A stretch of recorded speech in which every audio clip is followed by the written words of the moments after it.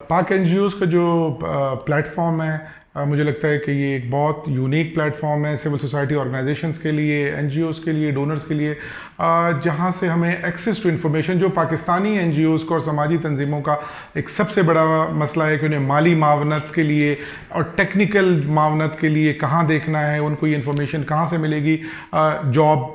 कहाँ पर हैं, वो कहाँ पर पोस्ट कर सकते हैं, कहाँ से इंफॉर्मेशन ले सकते हैं, कैसे अप्लाई कर सकते हैं ऑर्गेनाइजेशन चलाने के हवाले से, और जो बहुत सारे ऑर्गेनाइजेशन के हवाले से जो बहुत सारे मामलात हैं जिनके ऊपर बहस रहती है, जो ऑर्गेनाइजेशन के मसाइल हैं, वो पाक एनजीओज़ की तरफ से हमें आलमोस्ट रोज़ाना की बुनियाद पर और रेगुलरली जो ईमेल्स मिलती हैं, मुझे लगता है कि उसने